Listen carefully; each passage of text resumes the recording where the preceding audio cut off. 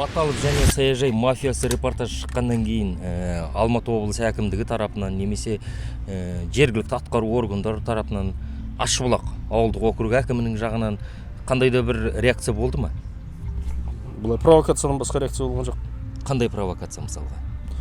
Провокация деп айтуға болады. Мысалы, Алаштың артынан дейді, қара киім киген, қара машинамен бір-екі жігіт дейді, жас жігіттер саяжайларды аралап жүр дейді. Біздің алдындағы активистер болды, солар видеода көрді ғой. Соларды аралап, мәліметтерін жинап жүр дейді. Ол мәліметтер не үшін керек екені бізге белгісіз, түсініксіз. Біздің ойымызша ол нағыз провокация, ертең бірдеңе артынан істеп жүру мүмкін бе деген сондай ой келіп тұр. Алаштың артына кір келтіру, біздің жұмысымыздың артына кір келтіру. Ойымыз тек соған ғана ой келеді. Сонда Голливуд фильміндегі кейіпкерлердей қара киім, қара көзілдіріп, сөйтіп жүріп мәлімет жинай ма? Қайырлы күн. Қасында тұрған мына жігіт агент Ж. Ол сіздерге электробиомеханикалық нейросәулелендіргіш құралды көрсетеді. Бұл нейролазер. Бірдемеға түсіндір. Жарайды, түсіндірем. Рахмет, агент Кей. Ханымдар мен мырзалар, бер қараңыздар. Тек көзілдірік бар дейді, не дейді. Біз осылай едік, Алаш партиясының атынан едік. Сізге қандай көмек керек, мәліметтерін жинап, сөйтіп жүргендер. Не жинайды сонда? Жеке куәлігінің көшірмесін сұрады ма? Білмеймін, сол мәліметтері ғой енді, мәліметтері. Удостоверениесі, несі бар, сосын қандай сіздерге көмек керек, соны бәрін жинап, қайдан келдіңіз, қайдан көшіп келдіңіз дегендей. Яғни Алматы облысындағы жаңағы саяжайларда аралап жүрген азаматтар болса, Алаш партиясының атынан біз десе, сіздерге ешқандай қатысы жоқ? Жоқ, ешқандай қатысы жоқ бізге. Бірінші ешқандай қатысы жоқ, екіншіден кеше соны естігеннен кейін постта да жаздық. Біздің Алматы облысы бойынша өкілі, Алматы қаласы Алматы облысы бойынша өкілі Жан Шыңғыста болған. Мен оған айттым, видео қылдырып шығарып берді, ол видео қылдырып шығарды. Ертең артымызға кір түспейтіндей бәріне де соны айтатынымыз. Ол Алашқа қатысы жоқ. Сол бүкіл саяжайларда егер де біздің белсенділер болмаса, бөтен танымайтын біреулер болмаса, ешқандай мәліметтеріңізді бермеңіздер. Алаштың атынан келіп сіздерден бір сұрақ қойып бірдеңе істеп жатса, олар біздің адамдар емес. Соны мұқият тыңдап алсын, осы көрермендер, қарап отырған көбі саяжайдан қарап отырған көрермендер, соны таратсын бүкіл жаққа, соны түсінсін, ешкімге ешқандай мәліметтерін бермесін. Заңсыз келіп жүрген адамдарға мәліметтер бермесін. Осы жерде еске сала кеткен жөн болар. Алаш партиясының көрермендері және Алаш партиясының мүшелері немесе белсенділері, біз осы арнаға төменгі титрмен көрсетіп қоямыз. WhatsApp, Telegram желісіндегі байланыс номерлер. Егерде қандай да бір мәліметтер болып, сіздердің аттарыңыздан біреу көп сөйлеп жүрсе, сол жерде хабарласса болады, дұрыс па? Дұрыс. Осы фильмнен кейін Алматы облысы әкімдігінде кішкене бір өзгерістер болып жатқаны байқалады. Мысалға, ауыл шаруашылығы басқармасының басшысының үстінен тергеу жүріп жатыр екен. Қалай ойлайсыз? Ол бұл жерде айыпты ма, жоқ әлде шабақ па? Құрбандыққа шалынған? Жай бір шабақ па? Для отвода глаз. Ол мәселе шешетін адам емес қой. Жай лақтыра салған, как итке бір сөк лақтыратындай болады ғой, мәсендерге деген. Оған біз көнбейміз біріншіден. Екіншіден мен былай айтқым келіп тұр. Алдындағы көбі ойлайды, осылай обай Баталовқа қарсы шығып жатыр, үйтіп жатыр, бүйтіп жатыр деп. Мен бірден айтайын, бізге біреудің тағы керек емес, оның орнын көздеп отқан адам біз емеспіз. Егер де мына Баталов мырза 3 жыл бойы, мысалы осы мәселелерді алдынан келіп қаншамасын өтті, біздің белсенділер бар, қаншама мәселенің бәрін көтерді. Егер ол диалогқа шығатын болса, осы мәселенің бәрін көтерілген мәселелерді шешейік, бірге отырайық деп істейтін болса, ол кезде біз ешқашан ештеңе айтпайтын дедік. Біз алдан да айтып келатырмыз, біз өзі Алаш конструктивті түрде жұмыс жасайтын партия. Бірақ егер бізбен жұмыс жасамаса, конструктивті түрде егер де жұмыс істегісі келмесе, тек өзінің бір пайдасын ойлап отырған біреулер болатын болса, ол кезде айтамыз, оны кетсін дейміз. Ол құр Баталовта ғана емес, кей келген шенеуніктер де, жоғарыда отырған саясаттағы да азаматтарға айтатымыз сол. Міне келдік, қоғамнан, халықтың арасына шыққан азаматтарымыз. Біз көріп жүрген мәселе, жай аспаннан алып алған мәселе емес, ол көріп жүрген, осымен айналып жүрген мәселе. Осы айналып жүрген мәселе болғаннан кейін, осының бәрін біз нақты дәлелдей аламыз. Алдында мысалы бізде осы Баталов саяжай мафиясы репортажынан кейін соның ішінде болған мәліметтердің бәрі 100% мысалы түгел.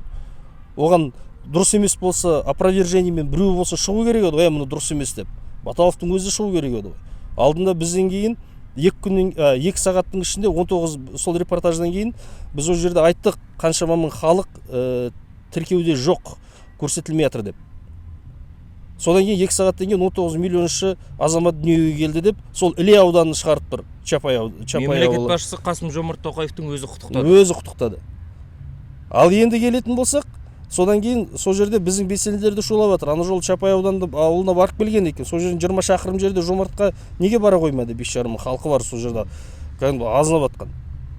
Содан кейін мен сол Баталовтың постының астына 1 рет емес, 4 рет пе, 5 рет пе комментарий жазғанда бәрін көшіріп бастайды. Менде скриндардың бәрі бар. Мен осылай комментарий жаздым да, скриншот жасап алдым.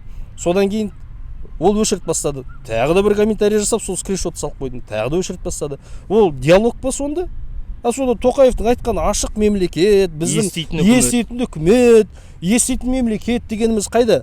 Біз мына жақта 3 жыл бойы. Сонда неге халықтың бәрі осы сол саяжайларда тұратын Алматы облысындағы біз мыңдаған адам келіп жатыр бізге. Сол мәселелердің бәрін неге мысалы Нұр Отанға барып айтпайды? Өйткені сенімдік жоқ. Баталовқа барып шаршады. Ана табалдырығын тоздырып шаршады әбден. Қайда келеді? Алашқа келеді. Одан басқа баратын жері жоқ. Тіпті сотқа да бар енді, соттан да жеңілдік болады. Тіпті сол жақтың полиция қызметкерлеріне барса, полиция қызметкерлері өзінің үстінен қудалай бастайды. Прокуратура бәрі бір жерде, бәрі бір мафия болып кеткен кәдімгідей. Сондықтан біз айтатынымыз, Баталов мырзаға да айтатынымыз, сіз ойламаңыз, сіздің тағыңызды біреу мына жерде біреу алып кетейін деп отыр деп. Мына жерде заказбен жүретін біреу емеспіз біз. Нағыз сол жақтың халқы, сол жерде тұрғылықты, сол саяжай мекендерінің атынан келіп жүрміз біз. Егер де сіз нағыз ер азаматы болатын болсаңыз, бір неге отырайық, бір үстелдің үстіне отырайық, сол жерде мәселелердің бәрін, көтерілген мәселелердің бәрін шешу жолдарын біз өзіміз айтып береміз сізге. Сол жерде отырайық. Ол кезде орныңызда отыра беріңіз, егер де мәселелердің бәрін шешетін болсаңыз. Содан кейін біз айтатынымыз, ол саяжай мәселесі құр жалғыз Алматы облысы ғана емес, бүкіл Қазақстан бойынша бар. Жалпы 1 миллионнан астам осы саяжайларда тұрады. Адамдардың мәселелері толық қалған мұң-мұқтаждарын айта кететін болсақ, жай элементарный заттар, әлеуметтік жәрдемақы алу жоқ. Элементарный заттар, медициналық көмек ала алмайды халық. Сол жақта тұрып жатқан біздің қандастарымыз кезінде біз айғалап, қандастарымызды шақырдық осы елге. Міне келіңіз, бәрі жақсы болады деп. Олар келді, үкіметте ешқандай пайдасы жоқ. Мәжбүр болды, сол саяжай сол жаққа барады да, арзандау жерлерге барады да алады. Ең соңында өздерін заңсыз дейді. Ол қалталы азаматтар емес. Мысалы біз мына осы елордамызда, Алматыда 16-17 теңгеден төлейміз светке. Олар сол жақта отырып 28 теңгеден төлейді, 29 теңгеден төлейді. Ол не сұмдық? Ондай бағаны барып ана депутатский городокқа барып қойсын, мысалы, сондай бағаны сол жерден алсын, 50 теңгеден алсын, олардың ақшалары жетеді, Құдайға шүкір. Қарапайым халықтың ақшасы жоқ ондайға. Мен сіздің айтқаныңыздан түсінгенім, жаңағы қандай да бір саясаткерге немесе шендіге қатысты бір былық ашылатын болса, мұның артында біреу тұр. Біреу тапсырыс берді деген пікір қалыптасады. Бәрінде де солай ғой. Ал бұл жерде көрермендердің есіне салып өту керек. Не дейді арнасы дайындады бұл репортажды? Тапсырыс беруші Алаш, ал Алашқа тапсырыс беруші халық. Халық. Сол жердің тұрғылықты халқы, сол мекеннің халқы, сол Алматы облысындағы. Яғни Баталов мырза егер тапсырыс берушілерді іздесе, сол саяжайға барып халықпен жағдайын жасасын. Енді іздеп отыр ғой. Провокация жасап, мәліметтерін жинап, сол жақтан біздің заказчик халық қой, сол халықтан барып мәліметтерін жинап жүрген содан ғой. Өткенде осы репортажда Бибажановтар отбасы туралы ауқымды бір ақпарат бердік. Оны осы Алаш партиясы бір емес бірнеше жыл бойы көтеріп, осы мәселені айтып жүрсіздер. Бүгін ғана ақпарат келді, сол Бибажановтар отбасының үйінің қасындағы жер телімдерін 6 сотық, 8 соттықтан сатып жатыр екен. Қалай ойлайсыз, Бибажановтардың үйі де ертең саудаға шығуы мүмкін бе? Тартып алса. Осы бүгін ғана сол мәлімет маған түсті, қарадым. Енді шындығын айтқанда таңғалатын ештеңе жоқ. Түптігілі неге сатылып кетпейді? Ол тұрған жері уже сатылып кеткен зат. Ол мемлекеттік мекеме, сол жерде қалай деді, ана балық аулаушы бірдеңе деген, соған уже кетіп қалған ол. Балық аулауға қолайлы, қасыңда ана жерде енді суға түсесің. О жерде жарнамасы керемет. Добрый день. Добрый день. У вас госак у себя получается, да? Делимый, да, получается? Нет, ну гусак-то на руках на 6 соток. Только на 6 соток? Ну все сейчас участки даются по 6 соток по закону. Если где-то только может быть 8 там или 10, а здесь все разбито по 6 соток. Нет. Сразу, все поле. Получается, это ваше поле полностью, да? Я хотел полностью купить. Нет, там осталось участков 10-12 уже. И то почти в разброс. Люди ж приезжают, выбирают. Уже там уже дома строятся, уже было 60 участков. Ол жерде енді ана жолы өзіңіз көрдіңіз ғой, мен барып қарағанда бірінші рет болдым ғой сол кезде. Енді түсінікті, неге сол жердің әкімінің депрессияға ұшырайтыны түсінікті.